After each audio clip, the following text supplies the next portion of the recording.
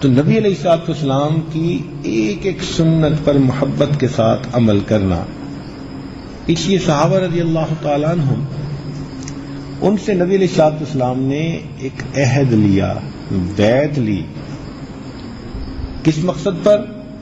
اسمعوا و اطیعوا، کہ تم جو سنو گے اس پر عمل کرو گے، اس کو مانو گے. آج اگر آپ کسی سے بات کریں، آگے سے جواب ملتا ہے میں سب جانتا ہوں. پھر جاننے کی تو آج کمی نہیں، ماننے کی کمی ہے. آپ یہ سوچو کہ جتنا آپ جانتے ہو اس میں سے مانتے کتنا ہو. قیامت کے دن تو یہی سوال پوچھا جائے گا نا کہ تم نے اپنے علم پر کتنا عمل کیا. یہ تو نہیں پوچھیں گے کہ تم نے کتنا علم حاصل کیا، نہیں، جتنا علم بھی حاصل کیا اس پر عمل کتنا کیا. تو صحابہ رضی اللہ تعالیٰ عنہ نے یہ بیعت کی، اور واقعی آج کے دور کے نوجوانوں کو بھی یہ چیز سکھانے کی ضرورت ہے. یہ سنتے بہت کچھ ہیں، کرتے اپنی مرضی ہیں. کتنی اچھی باتیں ان کو ماں بتاتی ہے، باپ بتاتا ہے، بڑے بتاتے ہیں، اساتذہ بتاتے ہیں. ہر بات کو مانتے ہیں؟ نہیں مانتے ہیں. سن لیتے ہیں، کرتے وہی ہیں جو مرضی ہوتی ہے. تو یہ جو ماننے میں کوتاہی ہے، اس کی وجہ سے قبولیت میں کوتاہی ہو جاتی ہے، کمی رہ جاتی ہے. جو اپنے آپ کو پیش کر دے. صحابہ رضی اللہ تعالیٰ عنہ کے ماننے کی تو یہ حالت تھی کہ ایک مرتبہ نبی علیہ السلام نے مسجد نبی میں فرمایا کہ بیٹھ جاؤ. ایک صحابی مسجد نبی میں داخل ہو رہے تھے، ایک قدم باہر تھا ایک اندر. تو جیسے سنا بیٹھ جاؤ وہی بیٹھ گئے کہ اب آگے حرکت کرنا اور پوزیشن کو بدلنا یہ بھی میرے لیے ٹھیک نہیں ہے. اس درجے کی اتباع جب حاصل ہوتی ہے تو پھر اللہ تعالیٰ اس بندے کو دنیا کے اندر عزتوں سے نوازتا ہے. اس لیے جو پہلے خادم بنتا ہے، وقت آتے اللہ تعالیٰ اسی کو مخدوم بنا لیتے ہیں. اور آج تو شروع سے ہی مخدوم بننا چاہتے ہیں. میری مانی جائے، بیوی کہتی ہے میری مانی جائے، خاوند کہتے ہیں میری مانی جائے، ماں باپ کہتے ہیں ہماری مانی جائے، اولاد کہتی ہے ہماری مانی جائے. ہر کوئی منوانے پہ تلا ہوا ہے. یہ دل کے اندر شوق ہو کہ میں مان کے چلوں، یہ بہت کم ہے. اور جن میں یہ شوق ہوتا ہے پھر اللہ تعالیٰ ایسے بچوں کو، ایسے نوجوانوں کو پھر وقت لگا دیتے ہیں.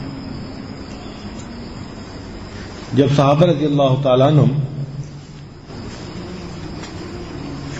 نبی علیہ الصلوۃ والسلام کے ساتھ مکہ مکرمہ کی طرف روانہ ہوئے، نبی علیہ الصلوۃ والسلام نے خواب دیکھا کہ ہم بیت اللہ کا طواف کر رہے ہیں. طبیعت تو پہلے ہی اداس تھی، بچھڑے ہوئے تھے مکہ بیت اللہ سے. تو نبی علیہ السلام نے صحابہ کو یہ بتا دیا، صحابہ نے بھی تیاری کر لی. چنانچہ نبی علیہ السلام مکہ مکرمہ کی طرف روانہ ہو گئے اور صحابہ آ کے ساتھ ساتھ ملتے رہے. مکہ مکرمہ سے کوئی 18 میل دور ایک جگہ جس کا نام تھا حدیبیہ، نبی علیہ السلام نے وہاں قیام فرمایا. 1000 صحابہ کرام بھی ساتھ تھے. ادھر سے قریش مکہ کو پتہ چلا. انہوں نے کہا کہ بھئی اگر یہ اس طرح آ گئے تو ہماری تو چودراہٹ ختم ہو جائے گی. یہ جو ناک ہوتا ہے نا، یہ بھی عجیب چیز ہے. اور جو کہتے ہیں نا میری ناک اونچی رہے، اللہ اسی کی ناک کو موم کی ناک بناتے ہیں. ہر کوئی اس کو جو ہے نا ٹیڑھا کرتا ہے، اس کی ناک کو نیچا کر دکھاتے ہیں اللہ.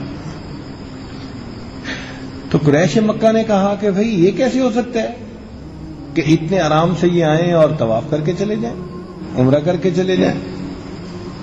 لہذا بندوں کو بھیجو اور ان کو روکو.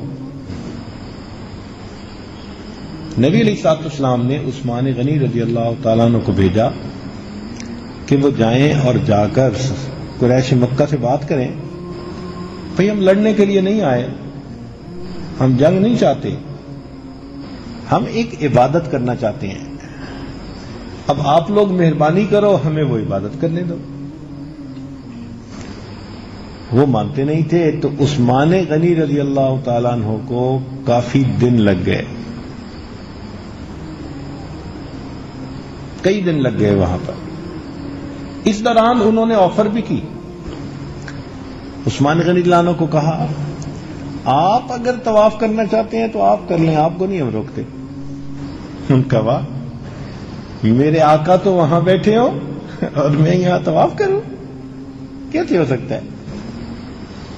اتنے میں خبر مشہور ہو گئی کہ عثمان غنی اللہ عنہ کو شہید کر دیا گیا۔ جب نبی علیہ السلام نے سنا تو آپ نے اللہ رب العزت کے حکم پر صحابہ سے بیعت لینی شروع کر دی کہ اب ہم ان کے ساتھ لڑیں گے، نمٹیں گے اور ان کو سبق سکھائیں گے۔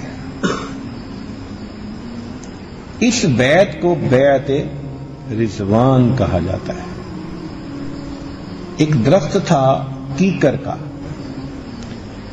اس کے نیچے بیٹھ کر نبی علیہ السلام نے یہ بیعت لی، سب صحابہ نے بیعت کی۔ سنان رضی اللہ تعالیٰ عنہ سب سے پہلے آگے بڑھے تھے، عبداللہ ابن عمر رضی اللہ عنہ، سلمہ رضی اللہ عنہ۔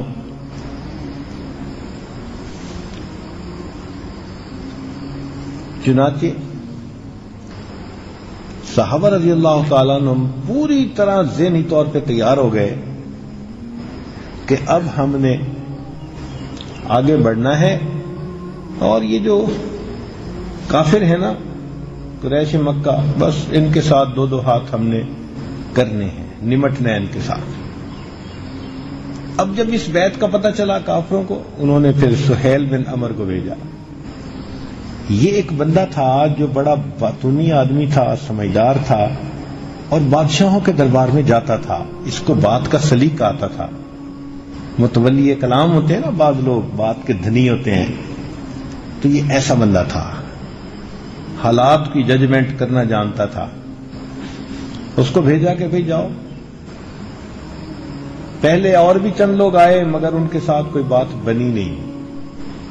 جب سہیل آیا تو نبی صاحب نے فرمایا اچھا سہیل آیا ہے، اب سہولت ہو جائے گی، آسانی سے ہے نا سہیل کا نام، تو فرمایا اب سہولت ہو جائے گی۔ چنانچہ آپس میں شرائط طے پائیں کہ اس سال تو مسلمان واپس چلے جائیں، اور اگلے سال آئیں تو پھر ہم ان کو عمرہ کرنے کی اجازت دیں گے۔ اور اس میں اس نے اور بھی شرطیں داخل کر دیں، کہنے لگا جی کہ جو مسلمان ہو جائے گا ہمارے لوگوں میں سے تو مسلمان اس کو واپس کریں گے، اور جو مسلمانوں میں سے کافر ہوگا ہم واپس نہیں کریں گے۔ کیسی شرطیں تھیں سمجھ نہیں آتی تھی، اور نبی علیہ الصلوۃ والسلام ان شرائط پر آمادہ۔ صحابہ رضی اللہ تعالیٰ عنہ کے اندر ایک ایمانی غیرت تھی، ان کو لگ رہا تھا کہ ہم اتنا دب کے کیوں ان کے ساتھ شرطیں کریں،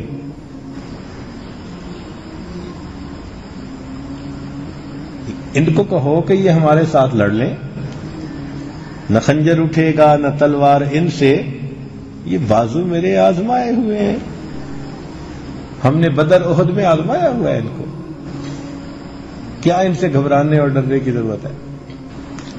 مگر نبی علیہ الصلوۃ والسلام اس بات پر آمادہ ہو گئے۔ چنانچہ معاہدہ لکھا گیا،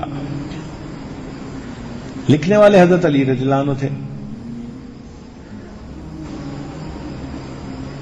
چنانچہ انہوں نے جب بسم اللہ لکھا تو اس پر بھی اس نے اعتراض کیا کہ بسمک اللہم لکھیں، خیر انہوں نے وہ لکھ دیا۔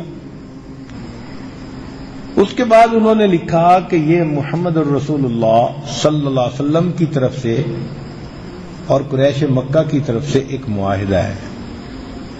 اس پر اس نے پھر پھڈا کیا، کہنے لگا جی اگر ہم ان کو رسول اللہ سمجھ لیتے مان لیتے تو جھگڑا ہی کیا تھا. تو محمد الرسول اللہ کی بجائے محمد بن عبداللہ لکھے. نبی علیہ السلام نے کہا کہ کر لو. اب علی رضی اللہ عنہ کے لیے بڑا مشکل کہ محمد الرسول اللہ لکھا ہوا ہو اور اس کو وہ اپنے ہاتھوں سے کاٹ دیں. محبت چیز ہی ایسی ہوتی ہے. اور کہنے لگے نبی میرا دل نہیں مانتا. فرمایا علی تم ایسا کر لو، ایک وقت آئے گا تمہارے ساتھ بھی بالکل یہی صورتحال پیش آئے گی اور تمہیں بھی اپنے نام کے ساتھ لکھا ہوا لفظ کاٹنا پڑے گا. اور وہ بات جنگ صفین میں بہو پیش آ گئی. خیر جب یہ معاہدہ لکھ دیا گیا تو اتنے میں سہیل کا اپنا بیٹا تھا، اس کا نام تھا ابو جندل، نوجوان تھا. اس کو سہیل نے گھر کے اندر باندھا ہوا تھا، مارتا تھا، پیٹتا تھا، سزا دیتا تھا. اس کو پتہ چلا کہ مسلمان اتنا قریب ہیں تو وہ کسی طرح چھوٹ چھٹا کے وہ بھی وہاں پہنچا. بیڑیا بھی ساتھ ہیں اور آ گیا. جیسے آئے تو سہیل کہنے لگا کہ جی دیکھو معاہدہ ہمارا اگرچہ لکھا نہیں گیا، سائن نہیں ہوئے، طے تو ہو گیا ہے نا، لہذا یہ ہمیں واپس کرو. نبی علیہ الصلوۃ والسلام نے کہا کہ سہیل میری بات مان لو کہ ابو جندل کو میرے پاس رہنے دو. اس نے کہا نہیں ہم تو معاہدہ ہی نہیں کریں گے. پھر اب یہاں ایک سبق ہے کہ بعض اوقات بڑے فائدے کی خاطر چھوٹے نقصانوں کو برداشت کر لیا جاتا ہے، اور یہ فقہی اصول و کلیات میں سے بھی ہے. جیسے کپڑے کی مارکیٹ ہے، اس میں ایک آدمی لوہے کی بھٹی بنا دے اور اس میں خوب دھواں ہوتا ہو اور لوگوں کے کپڑے خراب ہوتے ہوں تو حکومت کو اختیار ہوگا وہ زبردستی اس بندے کی بھٹی کو بند کروائیں، کیونکہ دوسروں کا نقصان ہے اس میں. تو دیکھیے بڑے فائدے کی خاطر چھوٹے نقصان برداشت کر لیے جاتے ہیں. تو نبی علیہ الصلوۃ والسلام آمادہ ہو گئے. اب جب نبی علیہ السلام تیار ہو گئے تو سہیل اس وقت اٹھا اور اس نے مسلمانوں کے سامنے ابو جندل کو مارنا شروع کر دیا. تھپڑ مار رہا ہے اور ابو جندل رو رہے ہیں. آپ سوچ سکتے ہیں کہ اس وقت صحابہ کی کیفیت کیا ہوئی ہوگی. اللہ بہت بڑی آزمائش تھی، بہت بڑی آزمائش تھی. چنانچہ مسلمانوں کے دل بہت دکھی ہوئے، حتیٰ کہ سیدنا عمر رضی اللہ تعالی عنہ نبی علیہ الصلوۃ والسلام کی خدمت میں حاضر ہوئے اور آ کر کہا کہ اے اللہ کے نبی صلی اللہ علیہ وسلم، کیا ہم دب کے کیوں اتنا وہ ان سے معاہدہ کر رہے ہیں؟